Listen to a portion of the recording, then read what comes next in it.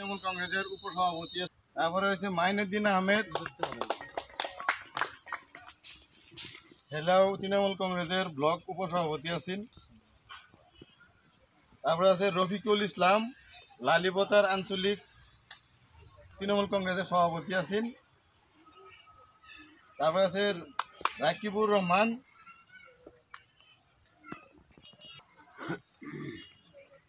তারপরে আবু বকর সিদ্দিক, মরম আলী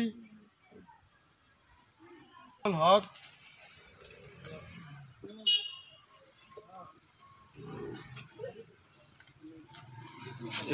আব্দুল হাকিম,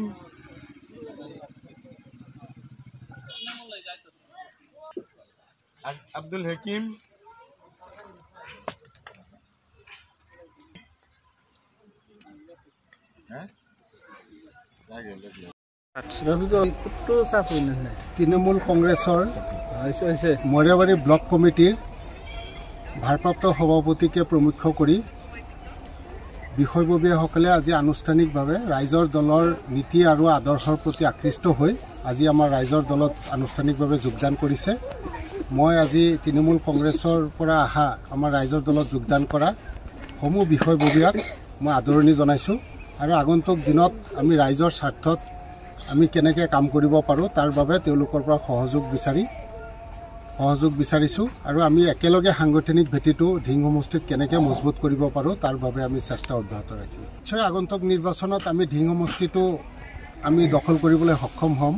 নিশ্চয় আপোনালোকে জানে যে যোৱা বিধানসভা নিৰ্বাচনত যি সময়ত নেকি আমাৰ দলৰ সন্মানীয় সভাপতি অখিল গগৈ ডাঙৰীয়া জেলৰ ভিতৰত আছিলে আৰু সেই সময়ত আমি ঢিং সমষ্টিত নিৰ্বাচন খেলি খুব কম দিনৰ ভিতৰত যথেষ্ট ভাল ফলাফল দেখুৱাবলৈ সক্ষম হৈছিলোঁ আৰু 2026ৰ কাৰণে আমি আমাৰ সাংগঠনিক ভেটি যথেষ্ট মজবুত হৈছে। আমাৰ প্ৰতিটো আঞ্চলিক কমিটি গঠন হৈছে, এতিয়া আমি ভোট কমিটিবিলাক গঠন কৰি আছোঁ।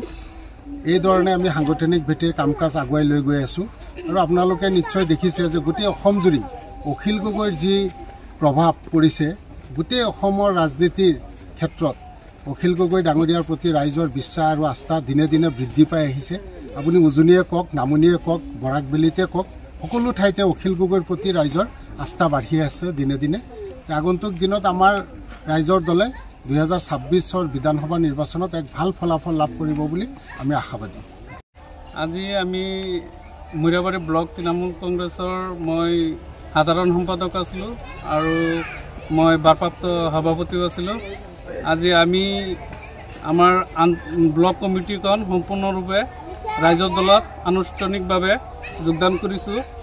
আমাৰ আজিৰ সভাত উপস্থিত আছিল ৰাইজৰ দলৰ মুখপাত্ৰ মেহবুব মুখতাৰ চাহাব। আমি যিহেতু বহুত দিন ধৰি তৃণমূল কংগ্ৰেছত জড়িত আছিলোঁ, আগতে AIUDFত জড়িত আছিলোঁ, কিন্তু অখিল গগৈৰ নেতৃত্বত যি বৰ্তমান বিজেপিৰ যি সাম্প্ৰদায়িক শক্তিৰ বিৰুদ্ধে যি মাত মাতি আছে আমাৰ সংখ্যালঘু মুছলমানৰ কাৰণে, তাৰ প্ৰতি আমি আকৃষ্ট হৈ আমি ৰাইজৰ দলত যোগদান কৰিছোঁ।